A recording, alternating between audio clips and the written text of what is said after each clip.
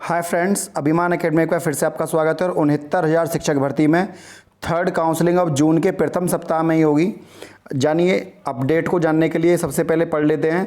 महानिदेशक एवं स्कूल शिक्षा राज्य परियोजना निदेशक कार्यालय के द्वारा भेजा गया लेटर। देखिए, ये कुछ ज़िले दे रखे हैं और इन ज़िलों से अभी भी डाटा मांगा गया है और ये फाइनल डाटा मांगा गया है।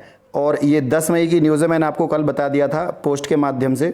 और आपको पता होना चाहिए कि देखिए, यहाँ पर साफ साफ लिखा हुआ है बेसिक शिक्षा के अंतर्गत कार्यक्रमों की समीक्षा के संबंध में।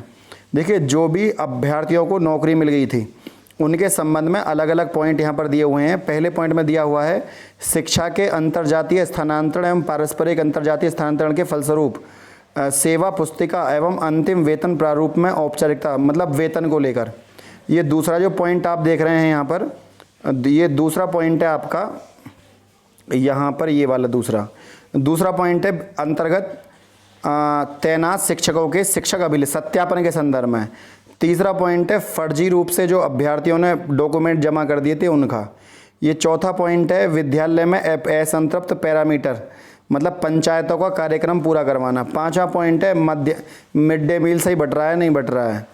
छठे पॉइंट में विद्यालय में प्रगति की समीक्षा। सातवां पॉइंट ये था कि आप जो रिक्तियां रह गई हैं उनका डाटा दें, निकल के आ रही हैं उनसे। ये बात तय कर पाना मुश्किल नहीं है कि सरकार अभी भी डाटा मांग रही है। और सरकार जब डाटा मांग रही है तो इसका मतलब ये है कि अभी ये डाटा मांग रहे हैं, फिर वो डाटा देंगे। जितने भी बीएसए कार्यालय हैं उनके साथ मीटिंग होनी थी, मैंने आपको बताया। अभी ये मीटिंग होगी, मीटिंग होने के बाद फिर उसमें कोई फैसला होगा।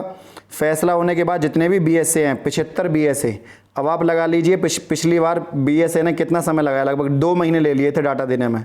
इस बार 75 बीएसए, विजय किरण आनंद जी जो हमारे सचिव हैं बेसिक शिक्षा के, उनके साथ मीटिंग है। और इस मीटिंग में अब क्या रिजल्ट निकलना है ये तो, हालांकि डाटा मांगेंगे, खाना पूर्ति है, सरकारी कार्यक्रम होते हैं एक तरीके से, आप इसको इसी तरह से लें। लेकिन इम्पोर्टेंट बात यह है कि जो सरकारी कार्यक्रम है उसमें डाटा कितने दिन में निर्गत करा देंगे, संबंधित जो ज़िले हैं इनके बीएसए कितने दिन में डाटा दे देंगे। तो आपको ये समझ जाना चाहिए बिल्कुल कि जून से पहले आप काउंसलिंग नहीं होने वाली है। थर्ड काउंसलिंग बिल्कुल जून से पहले नहीं होगी, ना ही उसमें काउंसलिंग को लेकर कोई बात है। उसमें ये भी नहीं लिखा हुआ है कि आप हमें डाटा जल्दी दे दीजिए, हमें जल्दी काउंसलिंग करानी है। केवल डाटा मांगा गया है। तो डाटा मांगने के बाद अब वहाँ पर फाइनली पता लगेगा कि क्या है। और डाटा, इससे पहले एक लेटर जारी हुआ था उसमें भी डाटा मांगा गया था, इसमें भी दोबारा से यही बोला गया है।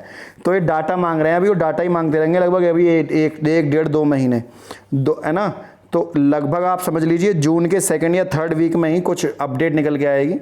और ये अपने आप में बहुत बड़ी बात है। अभी तो डाटा, क्योंकि पूरा सीट जितनी भी हैं, अभी ये क्या कर रहे हैं, जो अब जिन अभ्यर्थियों ने ज्वाइन नहीं कराया है उनसे कारण लिखवा रहे हैं, रीज़न लिखवा रहे हैं कि आपने किस वजह से नौकरी आपने नहीं करी थी। कल को कोई विवाद ना उठा दे, वो किसी बच्चे की उसकी जगह किसी और की नौकरी लगे, वो एक कोर्ट में पहुंच जाए केस लेकर कि सर हम तो ज्वाइन करना चाहते थे, हमें सूचना नहीं मिली।